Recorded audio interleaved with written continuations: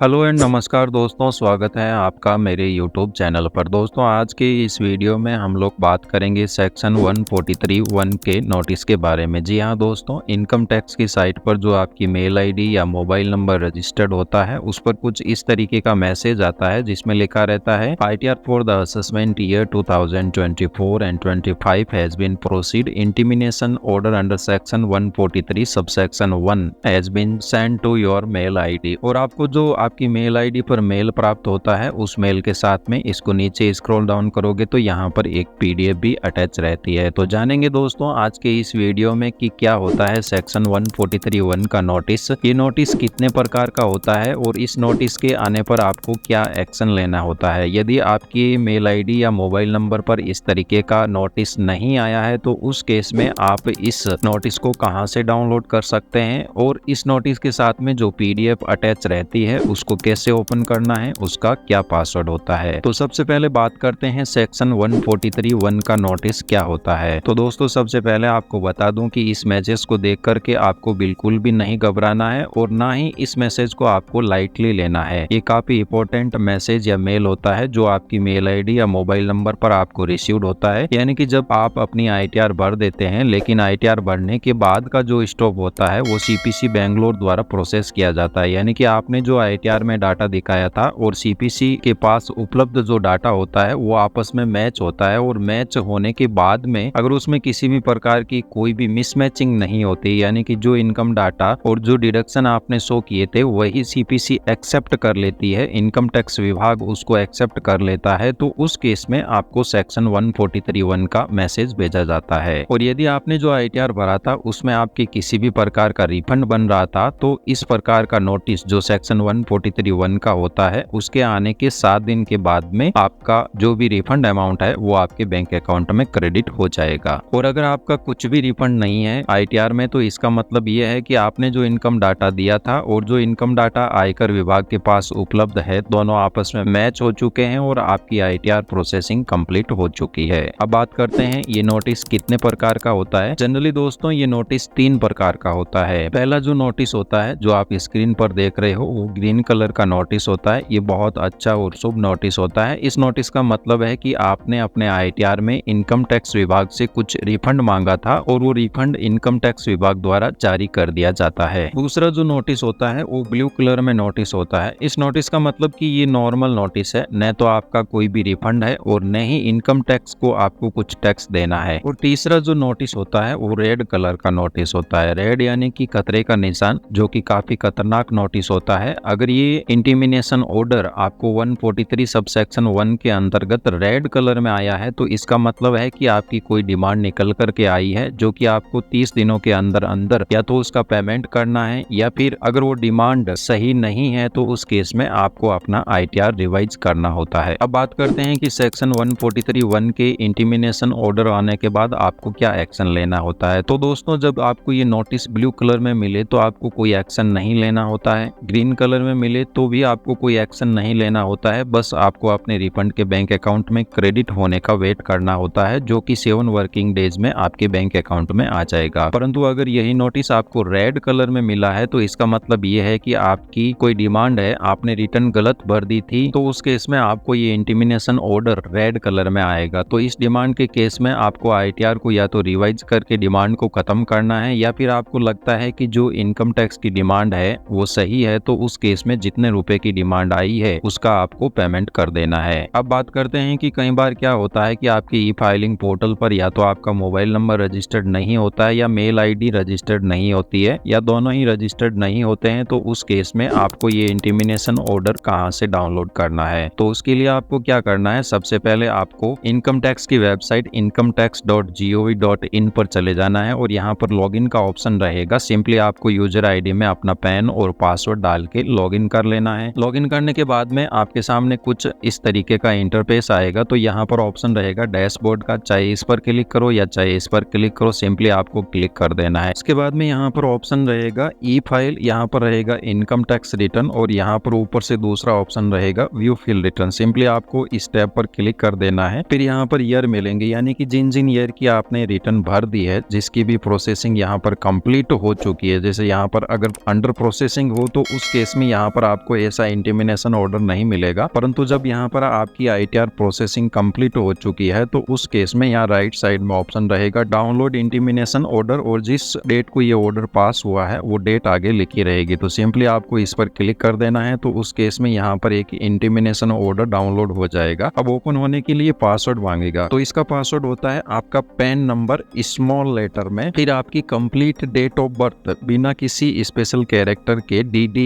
MM YY format में, वो आपको यहाँ पर एंटर करके सबमिट ऑप्शन पर क्लिक कर देना है। जैसे ही सबमिट ऑप्शन पर क्लिक करोगे तो यहाँ पर हम ग्रीन कलर के इंटीमिनेशन ऑर्डर की बात करेंगे, जिसमें कि आपका कुछ रिफंड बन रहा होता है। तो उस केस में यहाँ पर आपके सामने कुल 8 पेज की एक PDF ओपन होकर के आ जाएगी, यानी कि इसके 4 पेज जो होते हैं वो हिंदी में होते हैं, फर्स्ट, सेकेंड, थर्ड और फोर्थ पेज। फिर नेक्स्ट 4 पेज जो होते हैं वो इंग्लिश में होते हैं। तो यहाँ पर जो है हम इसका इंग्लिश वर्जन लेते हैं, जिसमें यहाँ पर जो आपका नाम, एड्रेस, पता वगैरह लिखा रहेगा, यहाँ पर आपका पैन नंबर और जिस असेसमेंट ईयर का ये इंटीमिनेशन ऑर्डर होता है वो यहाँ पर लिखा रहेगा। फिर यहाँ पर लिखा रहेगा अगर आपका इनकम टैक्स विभाग से कुछ रिफंड था तो यहाँ पर लिखा रहेगा you have a refund for the assessment year 2024 and 25, और यहाँ पर नीचे अमाउंट लिखा रहेगा कि आपका कितना अमाउंट रिफंड बनेगा। तो यहाँ पर बता दूं कि जितना आपने रिफंड मांगा था उसमें 6% का रेट ऑफ इंटरेस्ट ऐड होकर के आएगा। सपोज कीजिए आपने मान लीजिए 12,000 रुपए का रिफंड मांगा था, तो यहाँ पर अगर आपको रिफंड अगस्त महीने में क्रेडिट होता है तो 1 अप्रैल 2024 से लेकर के